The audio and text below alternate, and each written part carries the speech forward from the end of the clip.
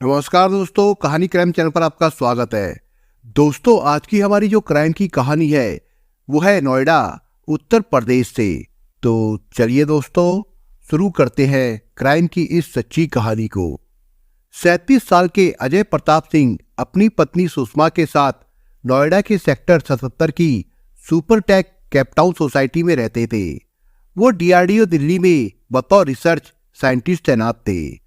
मूलतः उन्नाव के रहने वाले अजय प्रताप 26 सितंबर 2020 की शाम करीब 5:30 बजे अपनी पत्नी से ये कहकर घर से निकले थे कि घर की जरूरतों का सामान लेने के लिए मार्केट जा रहे हैं और कुछ देर में वापस लौट आएंगे।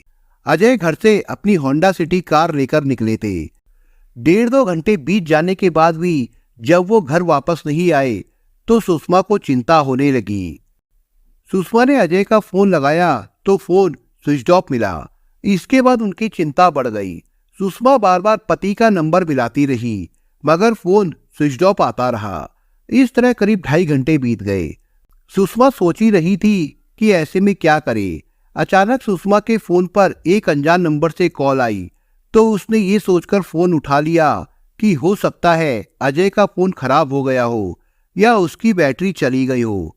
संभव है वो किसी का फोन लेकर कॉल कर रहे हो। फोन उठाते ही उम्मीद के मुताबिक दूसरी तरफ से अजय की आवाज सुनाई दी।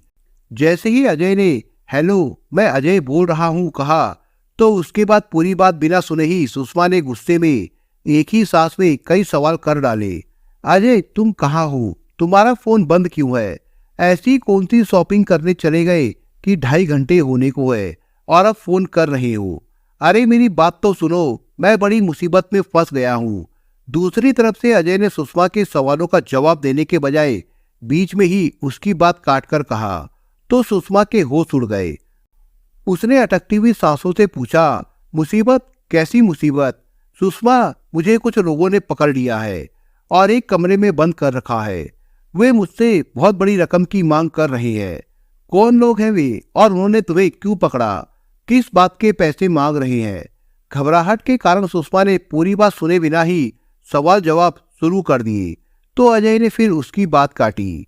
मुझे नहीं पता ये लोग कौन है, किस लिए पैसे मांग रहे हैं, लेकिन इतना जानता हूं कि ये लोग बहुत खतरनाक है और अगर हमने इनकी बात नहीं मानी तो ये लोग मुझे मार देंगे।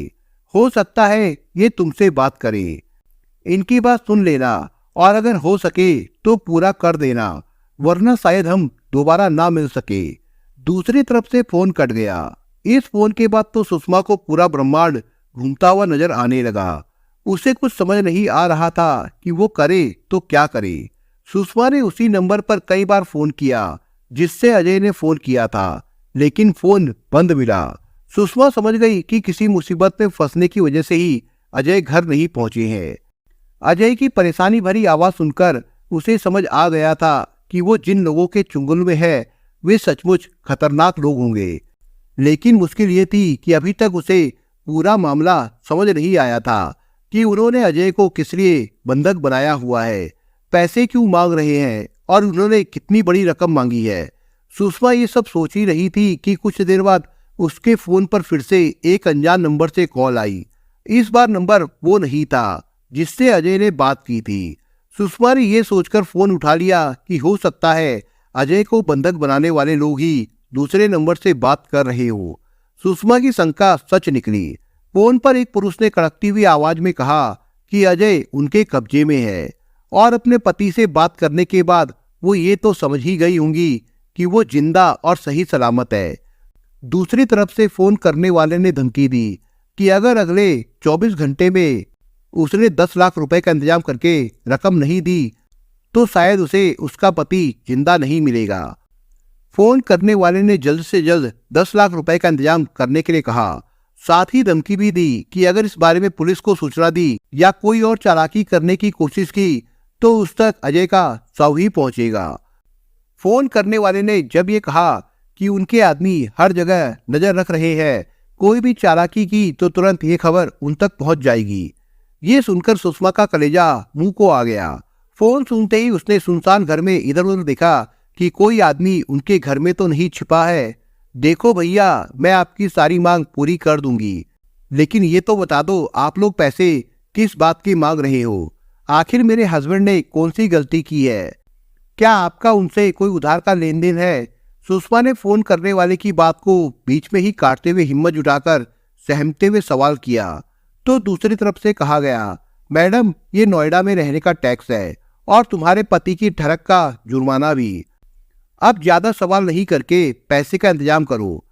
टाइम नहीं है हमारे पास।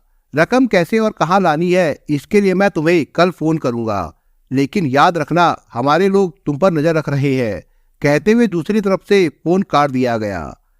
रात को करीब 10 बजे अजय का अपहरण करने वालों से सुषमा की ये आखिरी बात थी। इसके बाद से सुषमा की जान गले में अटकी थी। वो पूरी तरह बेचैनी से घर के भीतर टहलती रही।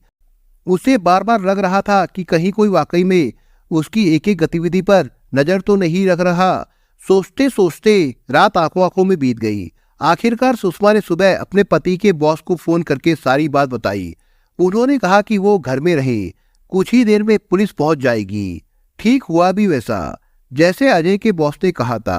सुषमा का घर जिस इलाके में है वो सेंट्रल नोएडा पुलिस के अंडर में आता है। कुछ ही देर में उसके घर की डोरबेल बजी।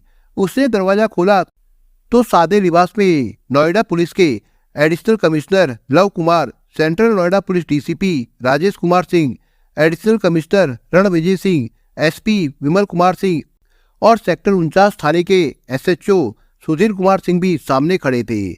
दरअसल सुषमा ने जब अपने पति के बॉस को अजय के किडनैप होने की जानकारी और इसकी एवज में फिरौती मांगने की बात बताई तो डीआरडीओ की तरफ से नोएडा के कमिश्नर आलोक सिंह को फोन करके इस मामले में गोपनीय ढंग से काम करके जल्द से जल्द अजय प्रताप सिंह को अपहरणकर्ताओं के कब्जे से मुक्त कराने को कहा गया।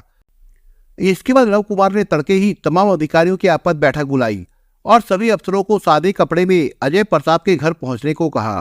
अधिकारियों ने अपना परिचय देने के बाद जब सुषमा से अजय प्रताप सिंह के अपहरण से जुड़ी सारी जानकारियां मांगी तो उन्होंने वो पूरा घटनाक्रम बयान कर दिया जो अब तक हुआ था।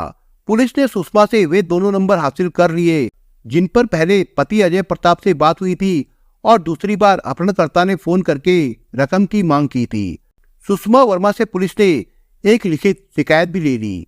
सादे लिबास में पुलिस के कुछ लोग और महिला पुलिस की कुछ तेज तर्रार पुलिसकर्मियों को सुषमा के घर के पास छोड़कर पुलिस टीम वापस लौट आई।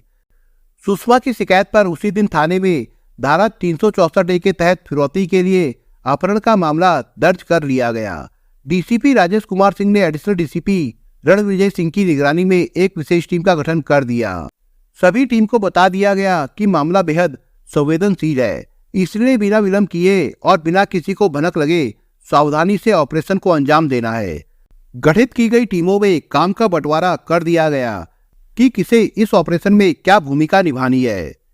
सर्विलांस टीम ने सुषमा वर्मा से मिले दोनों मोबाइल नंबरों के साथ अजय प्रताप सिंह के नंबर की कॉल डिटेल्स निकाली और तीनों नंबरों को सर्विलांस पर लगाकर निगरानी शुरू कर दी। स्टार 2 की टीम ने फिरौती के लिए अपहरण करने वाले बदमाशों की धरपकड़ और उनके ठिकानों पर छापेमारी का काम शुरू कर दिया, जबकि इस मामले के जांच अधिकारी थाना प्रभारी सुधीर कुमार सिंह ने अपने थाने की टीम के साथ सर्विलांस टीम से मिल रही जानकारी के आधार पर धरपकड़ शुरू कर दी। सर्विलांस टीम को पता चला कि शाम को 5 बजे के बाद जब अजय प्रताप सिंह का फोन बंद हुआ था तो उससे पहले उन्होंने आखिरी बार 3 नंबरों पर बात की थी।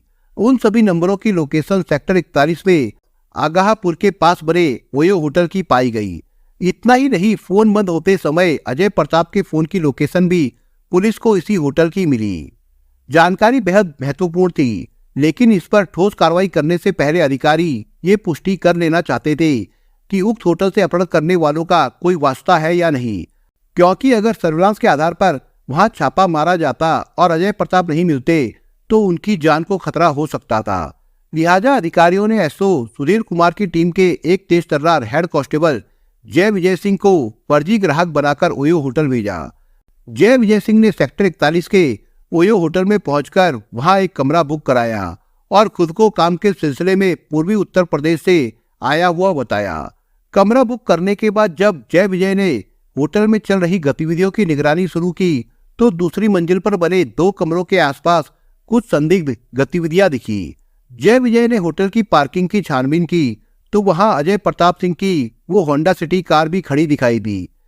जय विजय को जब ये यकीन हो गया कि हो ना हो अजय प्रताप को ओयो होटल के अंदर ही छिपाकर रखा गया है, तो उसने अधिकारियों को सूचना दे दी। इस पर पुलिस की तीनों टीमों ने 27 सितंबर की रात को सेक्टर 41 के आई ब्लॉक में प्लॉट नंबर 64 पर बने ओयो होटल को चारों तरफ से घेर कर छापा मारा। एक एक कमरे की तलाशी ली गई तो पुलिस कमरा नंबर 203 में बंधक बनाकर रखे गए अजय प्रताप तक पहुंच गई। उनके कमरे में 3 लोग मिले, जिनमें से एक राकेश कुमार, दूसरा दीपक और तीसरी एक महिला सुनीता गुज्जर थी। पुलिस ने अचानक उस कमरे में धड़ाधड़ प्रवेश किया और अजय प्रताप को अपने कब्जे में ले लिया। साथ ही कमरे में मौजूद तीनों लोगों को हिरासत में ले लिया तो सुनीता गुज्जर उर्फ बबली भड़क उठी। उसने पुलिस को हड़काना शुरू कर दिया। ऑफिसर, इस बदतमीजी की वजह जान सकती हूँ? मैडम, बदतमीजी की वजह आपको पता होगी, फिर भी हम थाने चलकर इसकी असली वजह बताएंगे, रणविजय सिंह ने जवाब दिया। जब पुलिस ने उन्हें बताया कि उन्हें अजय प्रताप का अपहरण कर फिरौती मांगने के आरोप में गिरफ्तार किया जा रहा है, तो सुनीता गुज्जर फिर भड़क उठी। उसने अधिकारियों को धमकाते हुए बताया कि वो बीजेपी की नेता और सोशल वर्कर है, उनकी इस गलती की सजा अभी दिलवाएगी। इसके बाद उसने कुछ लोगों को फोन किया और फोन करने के बाद उसने धमकी दी कि अभी देखो तुम्हारे साथ क्या होता है। एडिशनल डीसीपी रणविजय सिंह ने अपनी पुलिस की नौकरी में ऐसे बहुत से छुटभई नेता देखे थे जो किसी अपराध में पकड़े जाने पर पुलिस को ऐसी गीदड़ भक्तियां देते हैं। उन्हें इस बात का भी इल्म था कि कई बार पुलिस ऐसी धमकियों के प्रभाव में आकर ऐसे लोगों को छोड़ देती है, लेकिन ये मामला जिस तरह का था उसे देखने के बाद रणविजय सिंह किसी धमकी में नहीं आए और सभी को हिरासत में लेकर पुलिस थाना सेक्टर 49 पहुंच गए। पुलिस टीम अजय प्रताप सिंह की होंडा सिटी कार के साथ होटल के रजिस्टर तथा होटल के सीसीटीवी कैमरों के डीवीआर भी साथ ले आए। जब पुलिस ने थाने आकर थोड़ी सी सख्ती बरती और आरोपियों को सुषमा वर्मा से की गई बातचीत की कॉल रिकॉर्डिंग तथा उनके फोन के कॉल रिकॉर्ड सिखाकर पुख्ता सबूत सामने रखे, तो आरोपियों ने अपना गुनाह कबूल कर लिया और खुलासा किया कि उन्होंने अपने 2 फरार साथियों के साथ मिलकर अजय प्रताप को हनी ट्रैप में फंसाया था और उनसे मोटी फिरौती वसूलने की योजना बनाई थी। अजय प्रताप ने बताया कि उन्होंने गूगल पर मसाज कराने वाले किसी पार्लर का नंबर सर्च किया था, जिसके बाद उन्हें जस्ट डायल पर नोएडा में मसाज कराने वाला एक नंबर हासिल हुआ। उन्होंने उस नंबर पर फोन किया था। 26 सितंबर को शाम 4 बजे अजय ने जब मसाज सेवा देने वाले उस पार्लर के नंबर पर बात की, तो दूसरी तरफ से बात करने वाले ने बताया कि उनके पास एक से एक खूबसूरत लड़कियां हैं। फोन करने वाले ने इतना प्रलोभन दिया कि अजय प्रताप का मन मचलने लगा था। उन्होंने उसी समय मसाज कराने का इरादा कर लिया। जब फोन करने वाले ने उन्हें व्हाट्सएप पर उन लड़कियों की फोटो भेजी जिनमें से किसी से भी वे मसाज करा सकते थे। बस उन लड़कियों की खूबसूरत और मादक तस्वीरें देखकर अजय प्रताप घर का सामान लाने के बहाने कार लेकर घर से निकल पड़े। लेकिन घर से निकलकर जब उन्होंने मसाज वाले नंबर पर फोन करके पूछा कि कहाँ आना है, तो उन्हें लॉजिक सिटी सेंटर बुलाया गया। वहां उन्हें दीपक नाम का शख्स मिला जो उन्हें सेक्टर 41 के आई ब्लॉक के ओयो होटल में ले आया।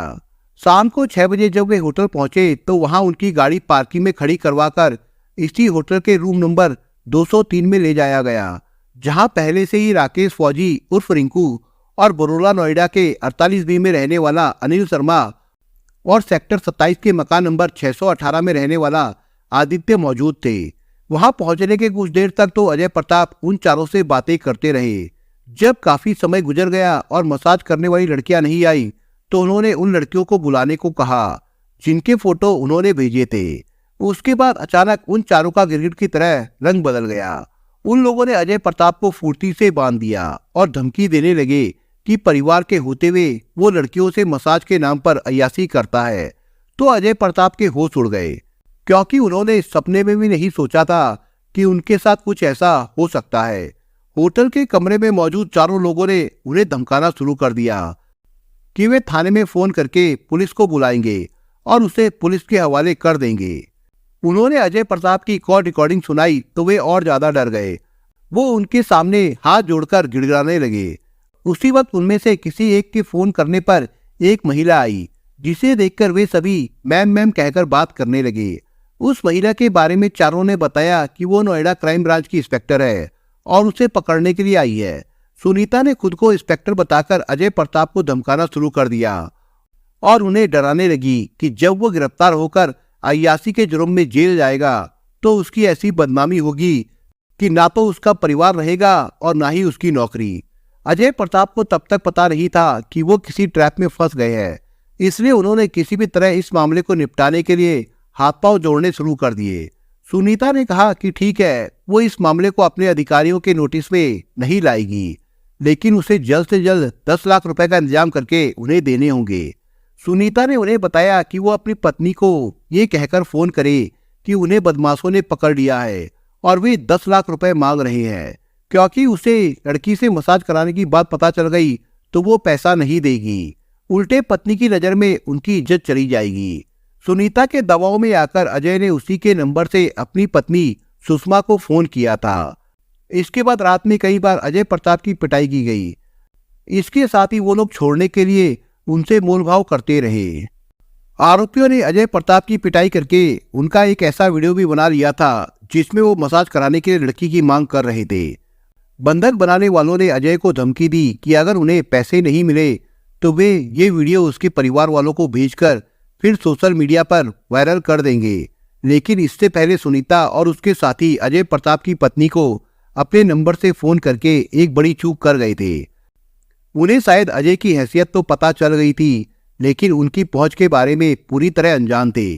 दरअसल सेक्टर 41 के जिस ओयो होटल में अजय प्रताप सिंह को अगवा करके रखा गया था, उसमें 16 कमरे बने हुए थे। होटल का संचालन सन 2017 से किया जा रहा था। राकेश उर्फ रिंकू फौजी ने ये होटल 1,60,000 रुपए प्रति माह के किराए पर ले रखा था। रिंकू की सुनीता के साथ जान पहचान थी, इसलिए उसका होटल में आना जाना था। रिंकू का होटल वैसे तो ज्यादा नहीं चलता था, लेकिन सुनीता ने ही रिंकू को आइडिया दिया कि नोएडा में अय्याशी करने वाले लोग सुरक्षित जगह की तलाश में होटलों और गेस्ट हाउसों का सहारा लेते हैं। इसलिए उसने कुछ लोगों को अय्याशी के लिए होटल में कमरे देना शुरू कर दिया। इसी दौरान उसे आइडिया आया कि क्यों ना जिस्म फिरोशी का धंधा करने वाली लड़कियों को होटल में रखकर उनसे मसाज कराने का काम शुरू कराया जाए। इस काम के लिए रिंकू ने दीपक, आदित्य और अनिल को भी अपने साथ जोड़ लिया। आगाहपुर की रहने वाली सुनीता उर्फ बबली को इलाके में लोग भाजपा नेत्री के रूप में जानते थे। वो अक्सर रिंकू के होटल में आती जाती थी। उसका बड़े बड़े लोगों में उठना बैठना था। उसने आइडिया दिया कि अगर मोटा पैसा कमाना है तो लड़कियों से मसाज कराने आने वाले लोगों को समाज में बदनाम करने की धमकी देकर ब्लैकमेल किया जा सकता है, फिर वे आसानी से मोटी रकम दे देंगे। रिंकू ने मसाज करने के लिए जस्ट डायल पर अपने कुछ मोबाइल नंबर रजिस्टर करवा रखे थे। लोग गूगल पर सर्च करके जब बात करते तो वे उसे अपने ओयो होटल में बुला लेते थे। उन्होंने मसाज और जिस्म फरोशी का धंधा करने वाली कुछ लड़कियों की फोटो अपने पास रखी हुई थी। ग्राहक के मांगने पर वे मसाज बाला की फोटो व्हाट्सएप पर सेंड कर देते थे। खूबसूरत लड़कियों की फोटो देखकर ग्राहक उसी तरह उनके जाल में फंस जाते थे जिस तरह अजय प्रताप सिंह उनके जाल में फंसे थे। पुलिस पूछताछ में पता चला कि आरोपी दीपक और राकेश चचेरे भाई है, जबकि अनिल शर्मा तथा आदित्य उनके दोस्त है। उन्होंने सुनीता के बहकावे में आकर शॉर्टकट से पैसा कमाने के चक्कर में मसाज की आड़ में लोगों को हनी ट्रैप में फंसाकर उन्हें ब्लैकमेल करने का काम शुरू किया था। लोग बदनामी के डर से 2-4 लाख रुपए देकर अपनी जान छुड़ा लेते थे। जब वे शिकार को फंसाकर लाते तो सुनीता क्राइम ब्रांच की इंस्पेक्टर बनकर पहुंच जाती थी और जेल जाने तथा बदनामी का ऐसा भय दिखाती थी कि शिकार कुछ न कुछ देकर अपनी जान छुड़ाता था। पुलिस ने उनके होटल से जो रजिस्टर व दस्तावेज बरामद किए उसमें 800 से ज्यादा लोगों के नाम पते दर्ज थे। आशंका है कि उनमें से कुछ ऐसे जरूर रहे होंगे जिन्हें मसाज के नाम पर जाल में फंसाकर ब्लैकमेल किया गया होगा। पुलिस उन सभी लोगों की छानबीन कर रही है। पुलिस का दावा है कि ये गिरोह नोएडा व एनसीआर में हनी ट्रैप की कई वारदातें कर चुका है। आरोपियों के पास से अजय प्रताप की कार, घटना में प्रयुक्त मोबाइल समेत अन्य दस्तावेज बरामद हुए थे। एक आरोपी अनिल कुमार शर्मा को बाद में गिरफ्तार कर लिया गया, जबकि आदित्य कुमार फरार था। उत्तर प्रदेश के अपर मुख्य सचिव अवनीश अवस्थी ने आरोपियों को पकड़ने वाली टीम को 5 लाख रुपए नकद पुरस्कार देने की घोषणा की है। दोस्तों, इस कहानी के बारे में आपके विचार क्या है, हमें कमेंट बॉक्स में जरूर बताएं। और दोस्तों, अगर आपको हमारा काम पसंद आया हो तो वीडियो को लाइक शेयर जरूर करिए। और अगर आपने अभी तक चैनल को सब्सक्राइब नहीं किया हो तो जाने से पहले चैनल को सब्सक्राइब जरूर करिए दोस्तों। धन्यवाद।